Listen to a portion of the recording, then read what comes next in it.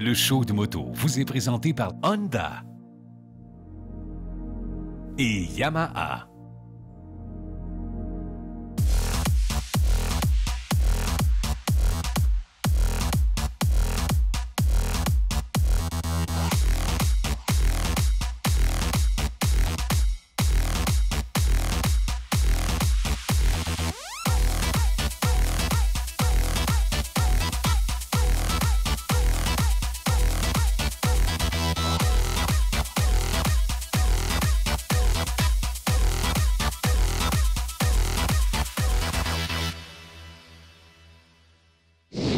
Bonjour tout le monde, ici Éric Ménard, bienvenue au show de moto. La semaine passée, on vous a amené faire un tour en Italie. Bien, savez-vous quoi?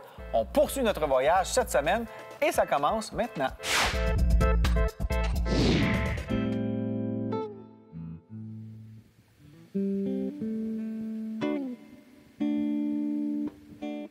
Alors, après une petite traversée d'une vingtaine de minutes à partir du continent italien, on débarque sur la magnifique île de Sicile qu'on va découvrir pendant 3-4 jours et on l'appelle l'île de beauté. J'ai bien hâte de voir ça.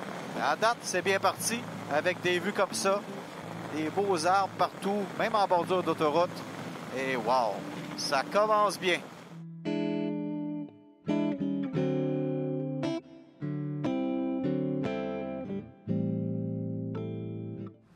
Quand je fais des voyages de moto organisés, je me fais un devoir de ne pas trop regarder les itinéraires exacts et surtout pas les hôtels où on va aller coucher parce que j'aime ça avoir une surprise à chaque fois. Et là, j'en ai une belle surprise aujourd'hui.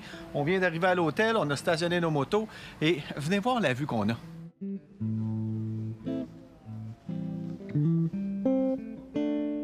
Quand on va dans des hôtels, évidemment, on ne sait jamais à quelle heure on va arriver. Donc, vous choisissez des hôtels aussi où on a un bon restaurant parce que c'est important dans les méga-rides de bien manger. Oui, puis c'est sûr aussi qu'on travaille avec Martine, avec les chefs de l'hôtel. Et les méga-riders ne vont pas manger ce qu'ils mangent, disons, le monde normalement, mais c'est des menus choisis avec des plats typiques de la place.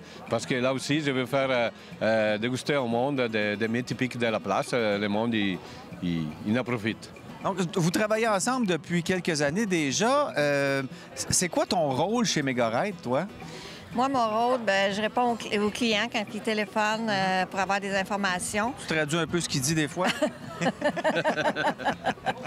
Non, c'est ça. Je réponds au téléphone, puis je l'aide, comme il disait tout à l'heure, pour la planification des repas. Oui. On regarde les hôtels aussi pour que ce soit quand même des beaux hôtels confortables. Parce que nous, on va pas dans les hôtels commerciaux, si on peut dire. Là, on essaie d'avoir des hôtels avec du cachet. Avec du cachet, typique, puis chaque place est différente. Fait qu'on travaille beaucoup là-dessus.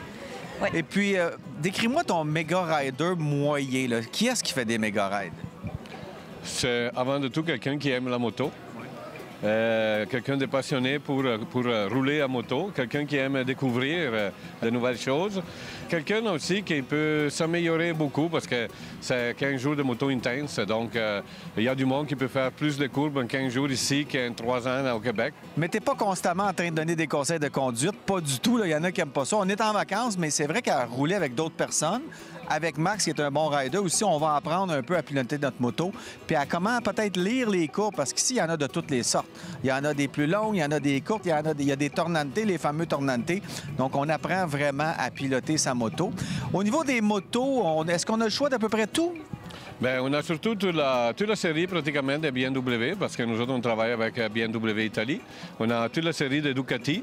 On a quelques Harley-Davidson et quelques Moto Guzzi. Et puis, quand vous planifiez votre circuit, est-ce que ça part de l'expérience moto ou c'est plus de dire, bon, je veux visiter, par exemple, cette belle ville ici à Noto ou, par exemple, une culture en particulier, une ruelle, une église, ou ça part de la moto, je pense? Oui, ça part avant de tout de la moto, puis il y a beaucoup de collaborations avec d'autres amis, d'autres collaborateurs ici en Europe. Okay. Il y a du repérage aussi qu'on fait. Avant de faire des méga-rides, on le fait nous-mêmes, avec des guides nous-mêmes, pour aller voir voir quelles sont les routes et tout et tout. À chaque matin, on décide quel itinéraire qu'on prend, mais à chaque jour, il y a 2, 3, 4, 10 itinéraires à choisir, dépendant des conducteurs, la météo, si on veut arriver plus de bonne heure, moins de bonne heure, il y a des routes qui sont barrées, etc. Donc, il y a beaucoup d'itinéraires différents qu'on doit choisir. Oui, parce que je te vois au cours de la journée, quand je te suis, des fois, on a le GPS, il nous a mis le parcours le matin, mais pendant la journée, tu décides de changer. À un moment donné, on ne sait pas trop où on s'en va, mais c'est le fun de pouvoir découvrir aussi, pas juste dire on prend un itinéraire, c'est ça, il n'y a pas moyen de changer. Donc, des fois, tu décides de changer comme ça. Oui, soit parce que on a des bonnes heures, donc on a le temps de faire une autre belle route, ou soit on est en retard, donc il faut couper, ou encore il y a du trafic, donc je change de route. Il y a un marché, par exemple, dans une ville, donc je change de route parce que sinon on va tomber dans le trafic. La route n'est pas belle, la météo n'est pas belle, donc cette route de ne pas faire quand il ne fait pas beau, je change. Il y a plein de raisons pour lesquelles je change l'itinéraire au fur et à mesure. Tous les GPS, ils sont programmés de façon qu'au fur et à mesure que moi je change, eux, ils vont se replacer en arrière. Donc, les clients, ils me suivent. Le Mega-Rider, il suit comme un fil d'Ariane. Donc, on se retrouve. C'est ça, avant tout, c'est des rides de moto. Tu sais, le Mega-Ride, c'est vraiment pour faire de la moto. Oui, c'est pas de la visite touristique, c'est avant tout la moto. Un petit peu, mais tu sais, parce que les gens, là, ce qu'ils veulent, ils veulent rider. Fait que c'est ça qu'on offre, nous. Oui, pour les gens qui veulent vraiment faire l'Europe à moto, pas passer votre temps à débarquer de la moto, faire des visites, c'est Mega-Ride. On roule toute la journée, vraiment, du matin au soir. En termes d'équipement aussi, il faut être bien équipé, là. Ah oui, il faut avoir tous les équipements nécessaires pour la pluie. Le chaud, le froid, la pluie, etc. Oui. Peut-être un peu moins pour le froid ici dans le sud, parce que là, vraiment, on est bien depuis 7 jours. Là. On est vraiment confortable. Dans le nord, par contre, on a vu de tout. Hein? Oui, là, il faut être équipé 4 saisons. Ça peut arriver même d'avoir 4 saisons dans la même journée. Donc, il faut être équipé pour la pluie, pour le soleil, pour le froid, pour le chaud. On peut changer de température drastiquement là, dans une demi-heure, une heure. Donc, on est en moto, donc il faut s'adapter. Bien, merci beaucoup pour l'invitation. C'est vraiment toujours un plaisir de rouler avec vous autres, puis de rouler en Italie. Écoute, c'est champion. Il n'y a rien de mieux que ça. Ouais. Merci. Merci à toi. Merci.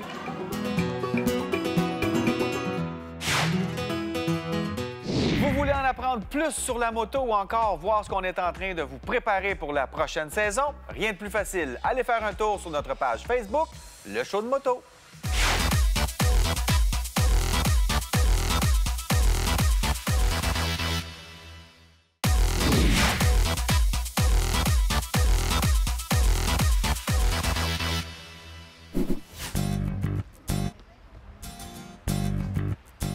Bon, ben c'est notre 7e matin de Mega-Ride en Italie. Le beat s'installe, on est rendu avec notre routine, on se réveille, on va déjeuner, on retourne dans nos chambres, on s'habille, on arrive aux motos. Départ à 9 h, donc c'est quand même assez relax comme heure de départ.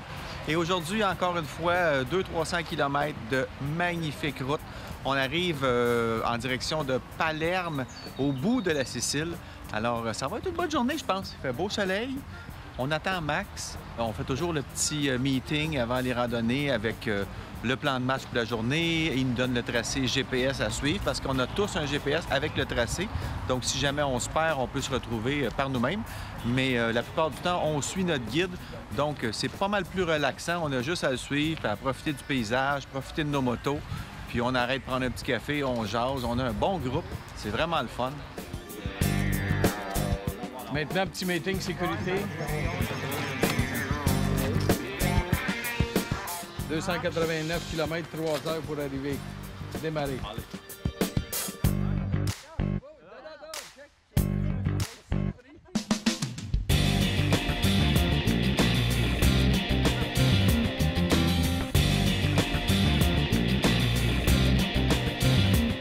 Donc, on s'en va vers Agrigento. Puis là, on va arrêter dans 1 heure à peu près. Ça dépend du trafic, peut-être moins. Dans une petite ville.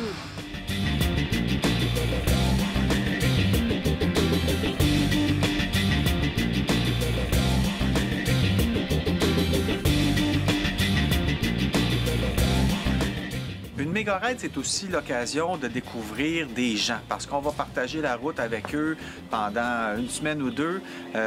On déjeune ensemble, on dîne ensemble, on va souper ensemble.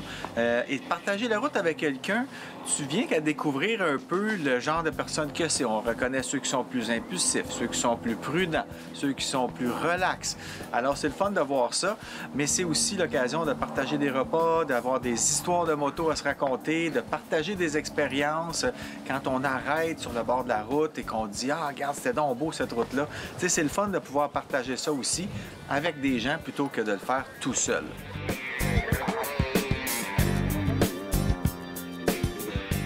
Alors, en Sicile, on a plein de petites routes de montagne comme ça, sinueuses à souhait.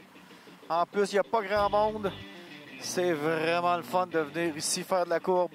Ça, si vous voulez prendre de l'expérience en moto, faire un voyage comme ça, ça vous donne une bonne dose d'expérience assez rapidement.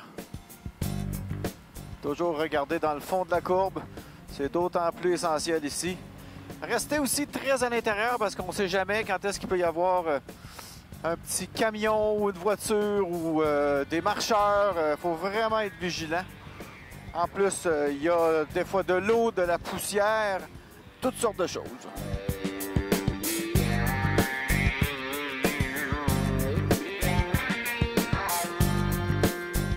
On a évidemment le choix de plusieurs motos quand on fait une méga ride. Moi, cette fois-ci, j'avais choisi la Ducati Multistrada 1260. Une moto quand même très performante. Et je dirais que j'aurais peut-être dû y aller vers une moto un peu plus orientée tourisme de luxe parce que, premièrement, le rythme de la randonnée, c'était plutôt relax. J'avais pas besoin d'une moto aussi performante que la Multistrada. Et il y a aussi la selle de la Multi qui est un petit peu plus dure, un peu plus sportive. Donc, après des journées de 10 heures en selle, j'avais un peu mal aux fesses.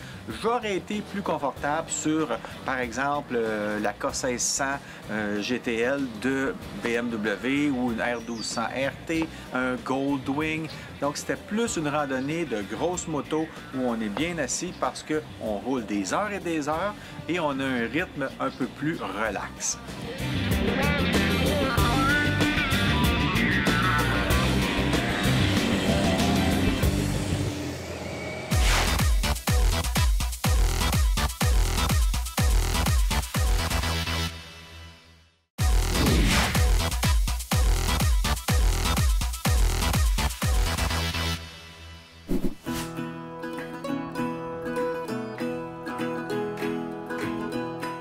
Aujourd'hui, on visite la ville de Noto. Alors, on fait un petit arrêt. On a trouvé un stationnement qui va garder nos motos bien en vue. Et nous, on est partis à l'aventure.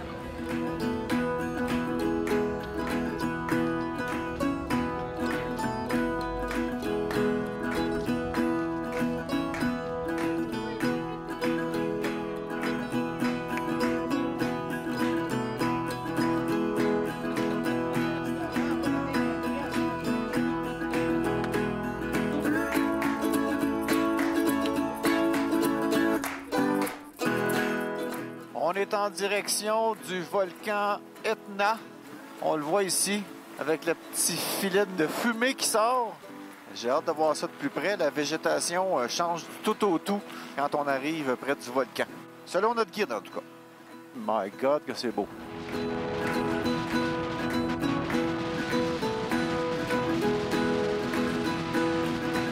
C'est comme un mélange de campagne et de modernité avec les éoliennes qui sont là. On est comme dans le passé puis dans le présent en même temps. Tu regardes les fermiers avec leurs moutons, puis au détour du virage, tu as un champ d'éoliennes. Ah, c'est vraiment quelque chose. Pour cette méga ride-ci, on était dans le sud de l'Italie. On est parti de Rome et on a fait une grande boucle vers le sud jusqu'à la Sicile et on est revenu à Rome. Moi, j'ai bien aimé ça. Par contre, je dois dire que par le passé, j'ai fait tout le nord de l'Italie avec d'autres méga rides et j'ai un petit faible pour le nord. Premièrement, parce que ce sont des routes de montagne.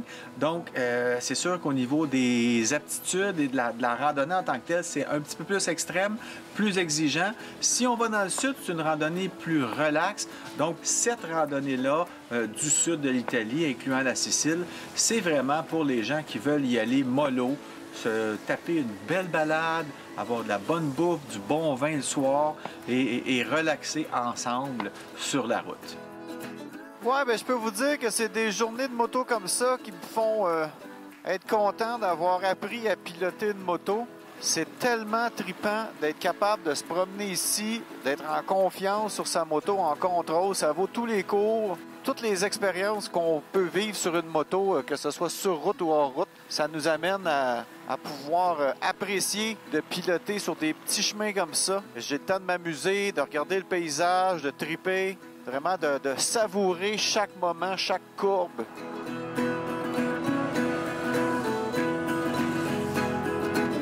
Moi, mon coup de cœur pour cette méga ride-ci, c'est vraiment la Sicile. C'est magnifique. Il y a eu des secteurs où c'était un peu plus ennuyant, mais ça nous a permis de nous rendre à d'autres endroits qui étaient magnifiques, comme le mont Etna. Écoute, on monte sur un volcan, on monte longtemps. C'est une belle route. Le paysage évolue au fur et à mesure qu'on monte en altitude, qu'on se rapproche du volcan en tant que tel. Et là, on passe à de la roche, on voit les coulées de lave, les grosses roches qui ont été poussées un peu partout. Et évidemment, en haut, il y a un petit centre des visiteurs. On s'est tapé une petite bouffe là avec la vue sur la Sicile, la mer. Donc, c'est très beau. Et pour moi, la Sicile, ce sont les vues, les paysages à perte de vue, rouler sur le bord de la mer quand on est arrivé près de Palerme. Donc, vraiment magnifique. Et tout ça partagé avec d'autres. Donc, ça fait vraiment une randonnée agréable.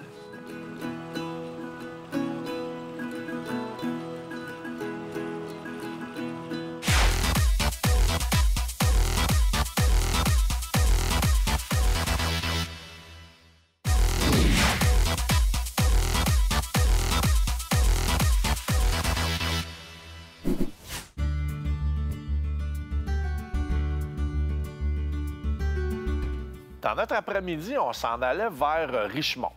Richmond, pour nous, c'était comme une façon de s'en aller tranquillement vers Virginia Beach, qui était notre destination du lendemain. Par contre, on s'est rendu compte que Richmond peut aussi être une ville très humide. Ça faisait quelques jours qu'il faisait super beau, on avait du fun, ça allait trop bien.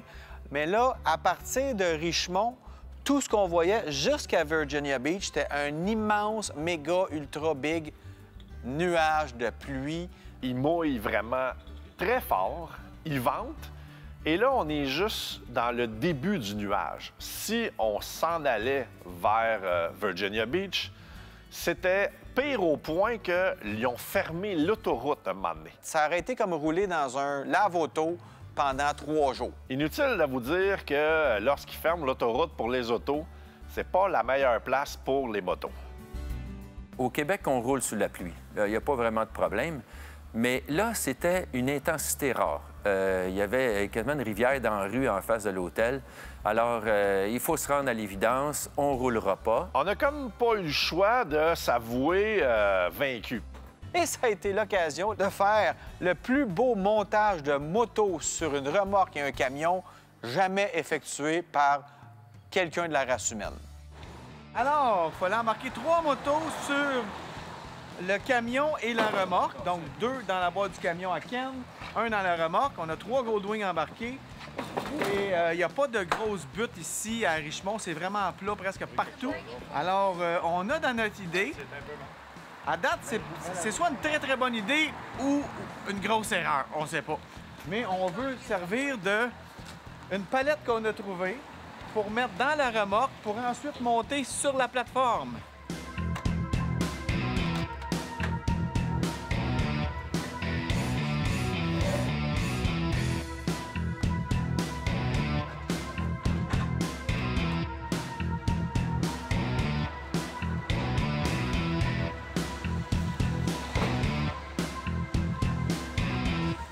Ça a été un atelier de création. La moto passe de la palette au trailer, au camion. J'étais pas sûr que ça marcherait. Vraiment, j'ai douté. Mais on l'a eu. On l'a bien eu. Je pense qu'on est vraiment débrouillard. Voilà, c'est fait. Puis là, je pense qu'on a mérité un bon petit lunch avec un café. Quand on fait une aventure comme ça, autant pour le vivre nous-mêmes ou pour aller le faire pour une émission de télé, ça reste qu'on le sait qu'à la base, ça va être une aventure. Évidemment, il y a plein de choses qu'on peut essayer de contrôler. La seule chose qu'on ne contrôle pas vraiment, malheureusement, c'est la température. La façon d'être le mieux, je pense, en vacances moto, c'est d'être capable d'être flexible mentalement. Faut être capable de se dire à un moment donné, ça se peut que le plan A ne marche pas, mais c'est pas grave parce que le plan B va sûrement être aussi bon. Faut juste trouver une façon d'avoir du plaisir. On est à Richmond et on a une couple d'heures pour s'amuser. C'est sûr qu'il y a plein de choses qui nous viennent en tête, comme aller au bowling, aller à l'épicerie, visiter les centres d'achat. Moi, je dis, écoute, les gars, on est aux États-Unis, il faut faire autre chose que de la moto. Qu'est-ce qu'on peut bien faire? On va aller tirer du gun. Donc, on s'est organisé pour aller visiter un centre de tir en bonne et due forme. On est arrivé là, c'était vraiment bien organisé, très strict. Je les ai trouvés très sérieux, très professionnels. Donc, ça a été une super belle expérience. Je suis content de l'avoir fait. Je ferais peut-être pas ça toutes les fins de semaine, mais c'est une belle découverte. Puis, y a-tu de quoi de plus américain que d'aller dans un centre de tir? Non, mais...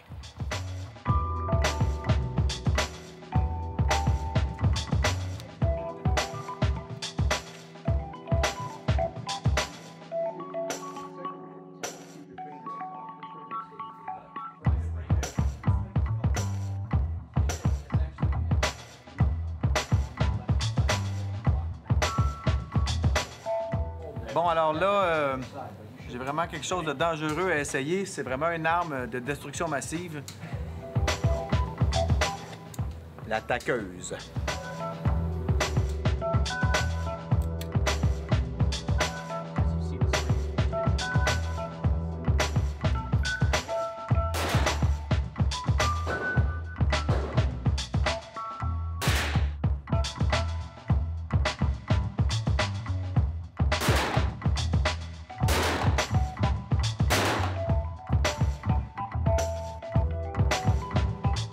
Moi, je suis absolument pas un chasseur. J'ai rien contre les chasseurs, mais j'ai aucun intérêt.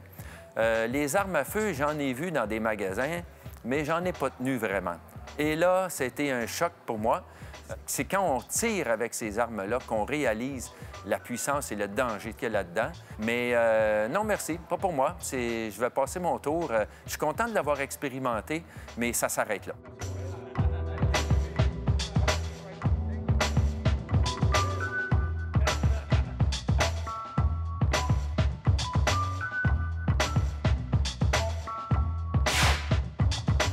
C'est ici que ça se termine pour notre voyage en Italie. C'était vraiment magnifique. Merci d'ailleurs à Mega Ride et Max pour l'invitation. C'est toujours un plaisir de rouler en Italie. C'est même presque trop bon. On revient au Québec et on dit « Ah, c'est le fun en Italie, il n'y a pas de nid de poule. » Salut, bonne route et à la semaine prochaine.